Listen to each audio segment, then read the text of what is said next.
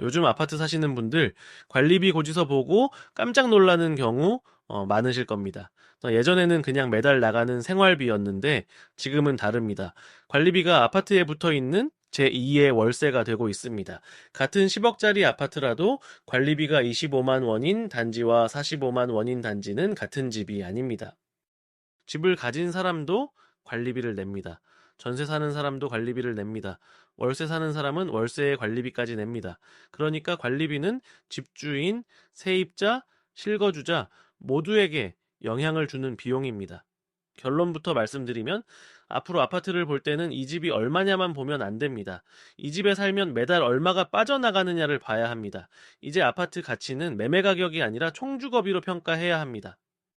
예전에는 관리비를 그렇게 심각하게 보지 않았습니다. 집값이 1년에 1억, 2억 오르면 월 관리비 30만 원은자가 보였기 때문입니다. 그런데 지금은 다릅니다.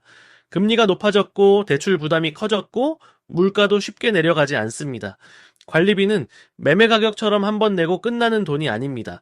매달 나가고 살고 있는 동안 계속 빠져나갑니다. 세입자 입장에서 보면 월세든 관리비든 둘 다 매달 통장에서 빠져나가는 돈입니다. 이걸 경영학적으로 보면 아파트는 이제 단순한 자산이 아니라 운영비가 붙어 있는 사용권 상품입니다. 자동차를 살 때 차량 가격만 보지 않습니다. 연비, 보험료, 정비비, 세금까지 봅니다. 그런데 아파트는 그동안 매매 가격만 봤습니다. 앞으로는 아파트도 매매 가격, 전세 가격, 그리고 매달 유지비가 얼마인지까지 합쳐서 봐야 합니다. 이게 바로 총소유 비용 또는 총주거비 관점입니다. 숫자로 보겠습니다. 한국부동산원 공동주택관리정보 시스템 KAPT 자료를 기반으로 한 최근 보도를 보면 2026년 1월 전국 아파트 평균 관리비는 제곱미터당 3,343원이었습니다. 전년 같은 달 3,206원보다 4.3% 오른 수치입니다. 전용 84제곱미터 이른바 국민평형으로 계산하면 월 평균 관리비가 약 28만 원입니다. 1년 전보다 11,508원 늘었습니다. 1만 원 조금 오른 게 큰 문제냐 싶지만 관리비는 한 달만 보는 게 아닙니다. 매달 오르고 구조적으로 계속 오른다면 이야기가 달라집니다. 특히 중요한 건 관리비 안에서도 어떤 항목이 오르고 있느냐입니다. 공용 관리비는 1.9% 올랐는데 난방비, 급탕비, 가스 사용료 등이 포함된 개별 사용료는 5.9% 올랐습니다. 상승의 핵심이 단지 관리비 자체보다 에너지와 생활 사용료 쪽에 있다는 뜻입니다. 난방비는 더 민감합니다. 2026년 1월 세대별 난방비는 15% 가까이 오른 것으로 보도됐고 중앙난방과 지역난방 아파트 모두 부담이 커졌습니다. 전기료와 수도료, 장기 수선충 당금도 함께 올랐습니다. 여기서 중요한 포인트가 있습니다. 관리비는 단지별로 다릅니다. 같은 84제곱미터라도 어떤 단지는 25만 원이 나오고 어떤 단지는 겨울에 50만 원이 나옵니다. 그러니까 앞으로는 아파트를 볼 때 이렇게 물어봐야 합니다. 이 단지는 겨울 관리비가 얼만가? 여름 냉방비까지 포함하면 얼만가? 장기 수선 충당금이 얼마나 쌓이고 있는가? 경비, 청소, 승강기, 커뮤니티 비용이 얼마나 드는가? 이 질문이 같이 들어가야 합니다. 관리비에서 사람들이 놓치기 쉬운 항목이 있습니다. 바로 장기수선충 당금입니다. 쉽게 말해 아파트의 큰 수리를 위해 매달 적립하는 돈입니다. 외벽 도색, 승강기 교체, 배관, 옥상 방수, 주차장 보수 같은 데 쓰입니다. 아파트 아이 분석에 따르면 2024년 전국 아파트 연평균 장기수선충 당금은 제곱미터당 279원으로 2020년 195원에서 43.1% 올랐습니다. 서울은 더 부담이 커서 2024년 제곱미터당 285원, 2025년에는 300원을 넘어섰다는 보도도 나왔습니다. 제곱미터당 300원이면 전용 84제곱미터 기준 월 25,000원, 연간 30만 원 수준입니다. 이게 왜 중요할까요? 아파트가 노후화될수록 장기수선충 당금은 더 중요해집니다. 지금 서울에는 20년, 30년 된 아파트가 많습니다. 겉으로는 멀쩡해 보여도 엘리베이터 배관, 외벽, 방수, 전기 설비는 계속 관리가 필요합니다. 예전에는 구축 아파트는 싸게 사서 재건축 기다리면 된다는 논리가 강했습니다. 하지만 재건축까지 시간이 오래 걸린다면 그동안 관리비와 수선비를 감당해야 합니다. 즉, 구축 아파트의 리스크는 낡았다는 것이 아니라 낡은 상태로 오래 살아야 하는 비용이 커진다는 점입니다. 아, 이제 가장 중요한 질문으로 가보겠습니다. 관리비가 정말 아파트 가격에 영향을 줄까요? 저는 장기적으로 영향을 줄 가능성이 높다라고 봅니다. 예를 들어보겠습니다. A단지는 매매가가 10억이고 관리비가 월 25만 원입니다. B단지도 매매가가 10억인데 관리비가 월 45만 원입니다. 겉으로 보면 둘 다 10억 아파트지만 실제 거주비는 다릅니다. B단지는 매달 20만 원을 더 냅니다. 1년이면 240만 원, 10년이면 2,400만 원입니다. 관리비가 매년 오른다고 생각하면 실제 부담은 더 커집니다. 월 20만 원 차이는 그냥 생활비 차이가 아닙니다. 금리 4%로 환산하면 월 20만 원의 영구적인 현금 흐름은 약 6천만 원의 현재 가치에 해당합니다. 물론 실제 부동산 가격이 이 공식대로 딱 움직이는 것은 아닙니다.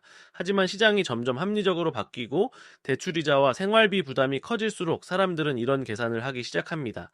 과거에는 관리비가 아파트 선택의 부가 요소였다면 앞으로는 가격 협상의 근거가 될 수 있습니다. 특히 전월세 시장에서는 더 빠르게 반영됩니다. 세입자는 매매 차익을 기대하지 않고 매달 내는 돈을 봅니다.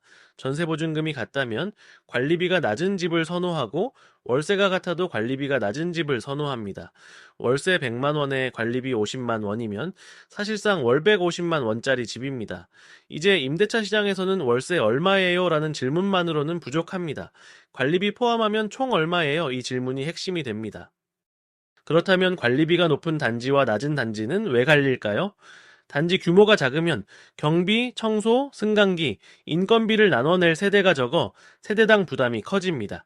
피트니스, 수영장, 조경 같은 커뮤니티 시설이 많아도 관리비가 올라갑니다. 지역 난방인지 중앙 난방인지 개별 난방인지에 따라 겨울 관리비 체감이 달라집니다. 신축은 공용 관리비가 높아질 수 있고 구축은 설비 노후화와 수선비 부담이 커질 수 있습니다. 결국 관리비는 그 단지가 어떻게 운영되고 있는지를 보여주는 운영 성적표입니다. 재무제표로 비유하면 매매 가격은 시가총액이고 관리비는 영업비용입니다. 매매 가격만 보는 것은 기업의 주가만 보고 투자하는 것과 같습니다. 영업비용, 부채, 유지보수비, 미래투자비를 봐야 진짜 가치가 보입니다. 아파트도 마찬가지입니다. 이제는 아파트도 운영비를 봐야 합니다. 집주인에게 관리비는 보유 비용이지만 세입자에게는 훨씬 더 직접적인 문제입니다. 전세 5억에 관리비 50만 원이 나오는 집은 겉으로는 월세가 없어도 매달 50만 원이 나가니 사실상 월세의 일부처럼 느껴집니다. 그래서 세입자는 월세의 관리비, 주차비, 인터넷과 냉난방비, 보증금 이자 비용까지 더한 진짜 월 주거비를 계산해야 합니다. 임대인 입장에서도 관리비는 임대 경쟁력입니다. 월세 150만 원에 관리비가 50만 원이면 세입자는 월 200만 원짜리 집으로 인식합니다. 세입자는 총액을 보기 때문입니다. 그럼 실수요자가 아파트를 살 때는 어떻게 봐야 할까요? 이제는 네이버 부동산 매물만 보면 부족합니다. KIPT에서 해당 단지의 관리비를 봐야 합니다. 특히 세 가지를 봐야 합니다. 먼저 공용 관리비가 주변 단지보다 과도하게 높은지, 그 다음 장기 수선 충당금이 너무 낮거나 너무 높은지, 마지막으로 겨울과 여름의 관리비 변동폭을 봐야 합니다. 자, 장기 수선 충당금은 낮다고 무조건 좋은 것도 아닙니다. 필요한 수선을 준비하지 않으면 나중에 특별 부과금이 나올 수 있습니다. 관리비는 싸야 좋은 게 아니라 투명하고 예측 가능해야 좋습니다. 여기서 오해하면 안 되는 게 있습니다. 관리비가 낮은 아파트가 무조건 좋은 아파트는 아닙니다. 효율적인 운영 때문에 낮다면 좋지만 청소를 줄이고 수선을 미루고 충당금을 적게 쌓아서 낮다면 나중에 더 큰 비용이 올 수 있습니다. 반대로 관리비가 높아도 커뮤니티, 보안, 조경, 청소가 잘 관리되고 만족도가 높다면 그건 서비스 비용입니다. 관리비가 높은데 만족도도 높은 단지는 프리미엄을 유지하고 높은데 만족도가 낮은 단지는 할인 요인이 됩니다. 결국 관리비의 핵심은 금액이 아니라 가성비와 투명성입니다. 오늘 내용을 정리하겠습니다. 관리비는 더 이상 작은 생활비가 아닙니다. 2026년 1월 전용 84제곱미터 기준 평균 관리비는 28만 원을 넘었고 장기수선 충당금은 2020년 이후 5년 사이 40% 넘게 상승했습니다. 오늘의 최종 결론은 아파트의 진짜 가격은 매매가가 아니라 매달 감당해야 하는 총주거비에서 결정된다는 것입니다. 자, 오늘 영상이 도움이 되셨다면 구독과 좋아요 부탁드립니다. 그리고 앞으로 다뤄봤으면 하는 부동산 이슈나 궁금한 주제가 있으시면 언제든지 댓글로 남겨주시면 감사하겠습니다.